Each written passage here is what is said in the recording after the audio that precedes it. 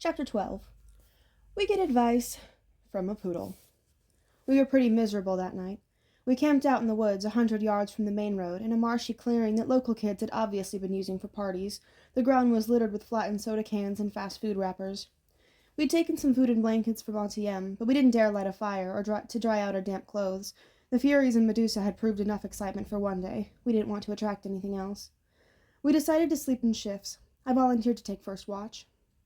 Annabeth curled up on the blankets and was snoring as soon as her head hit the ground. Grover fluttered with his flying shoes to the lowest bough of the trees, put his back to the trunk, and stared up at the sky. "Go ahead and sleep," I told him. "I'll wake you if there's trouble." He nodded, but he still didn't close his eyes. "It makes me sad, Percy." "What does? The fact that you signed up for this stupid quest?" "No, this makes me sad." He pointed at all the garbage on the ground. "And the sky! You can't even see the stars! They've polluted the sky! This is a terrible time to be a satyr." "Oh, yeah. I guess you'd be an environmentalist." He glared at me. "Only a human wouldn't be. Your species is clogging up the world so fast. Never mind.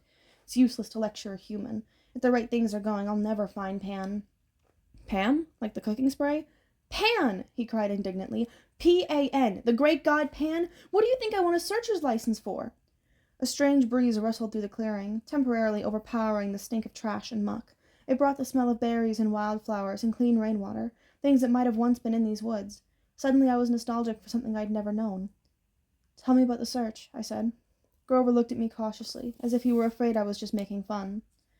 "The god of the wild places disappeared 2,000 years ago," he told me. "A sailor off the coast of Ephesus heard a mysterious voice cry out from the shore, 'Tell them the great god Pan has died.' When the humans heard the news, they believed it. They've been pillaging Pan's kingdom ever since. But for satyrs, Pan was our lord and master. He protected us in the wild places of the earth. We refuse to believe he's dead. In every generation, the bravest satyrs pledge their lives to finding Pan. They search the earth, exploring all the wildest places, hoping to find where he's hidden and wake him from his sleep." "And you want to be a searcher?" "It's my life's dream," he said. "My father was a searcher, and my Uncle Ferdinand, the statue you saw back there." "Oh, right. Sorry." Grover shook his head. "Uncle Ferdinand knew the risks. So did my dad. But I'll succeed. I'll be the first searcher to return alive." "Hang on. The first?" Grover took his reed pipes out of his pocket. "No searchers ever come back. Once they set out, they disappear. They're never seen alive again." "Not once. In 2,000 years." "No." "And your dad? You have no idea what happened to him?" "None." "But you still want to go?" I said, amazed. "I mean, you really think you'll be the one to find Pan?" "I have to believe that, Percy. Every searcher does. It's the only thing that keeps us from despair when we look at what humans have done to the world. I have to believe Pan can still be awakened." I stared at the orange haze of the sky and tried to understand how Grover could pursue a dream that seemed so hopeless. Then again, was I any better?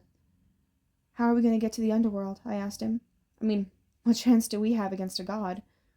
"I don't know," he admitted. "But back at Medusa's when you were searching her office, Annabeth was telling me—" "Oh, I forgot. Annabeth will have the plan all figured out." "Don't be so hard on her, Percy. She's had a tough life, but she's a good person. After all, she forgave me." His voice faltered. "What do you mean?" I asked. "Forgave you for what?" Suddenly Grover seemed very interested in playing notes on his pipes. "Wait a minute," I said. "Your first keeper job was 5 years ago. Annabeth has been at camp 5 years. She wasn't— your first assignment that went wrong—" "I can't talk about it," Grover said, and his quivering lower lip suggested he'd start crying if I pressed him. "But as I was saying, back at Medusa's, Annabeth and I agreed there was something strange going on with the quest. Something that isn't what it seems." "Well, duh. I'm getting blamed for stealing a thunderbolt that Hades took." "That's not what I mean," Grover said.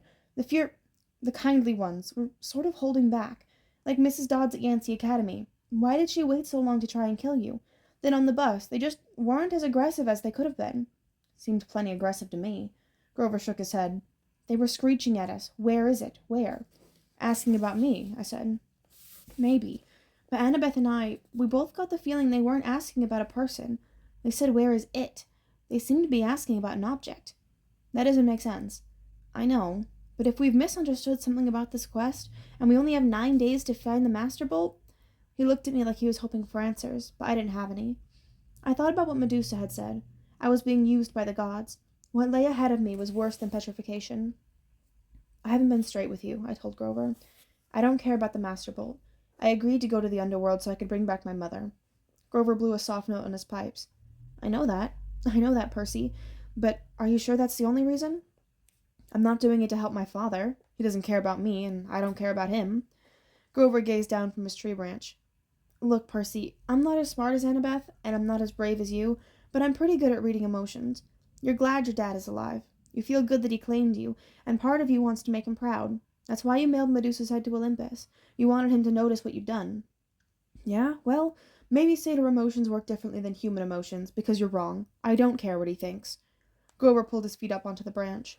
Okay, Percy, whatever. Besides, I haven't done anything worth bragging about. We barely got out of New York, and we're stuck here with no money and no way west.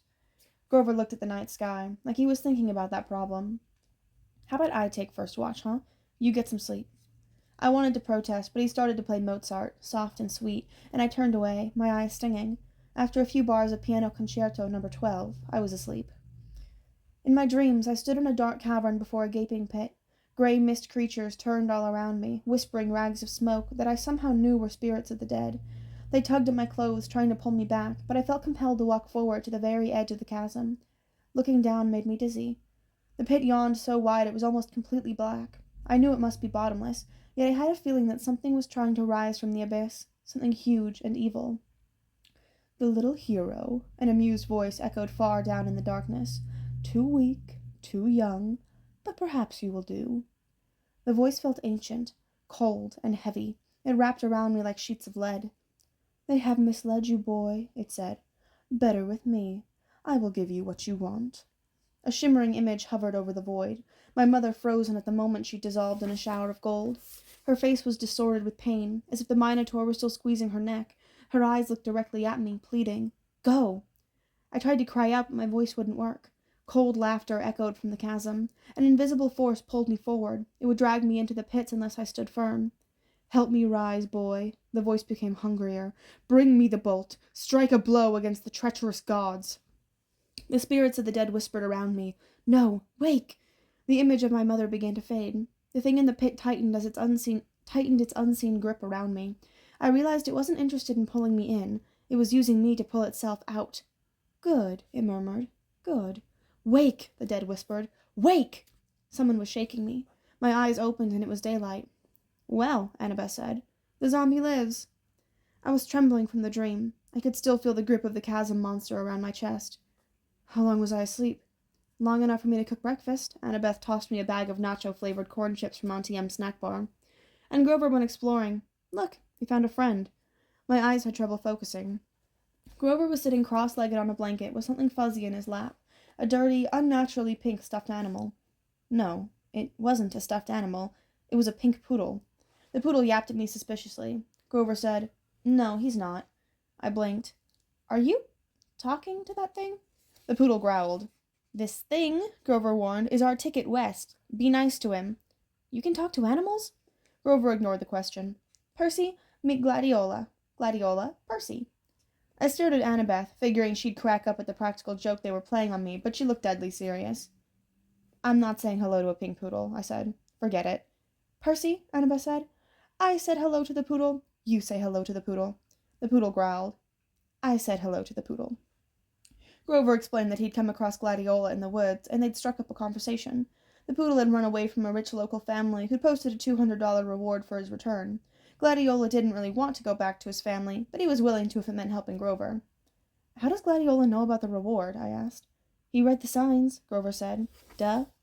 Of course, I said. Silly me. So we turn in Gladiola, Annabeth explained in her best strategy voice. We get money, and we buy tickets to Los Angeles. Simple. I thought about my dream, the whispering voices of the dead, the thing in the chasm, and my mother's face, shimmering as it dissolved into gold. All that might be waiting for me in the west. Not another bus, I said warily. No, Annabeth agreed. She pointed downhill towards the train tracks that I hadn't been able to see last night in the dark. There's an Amtrak station half a mile away. According to Gladiola, the westbound train leaves at noon.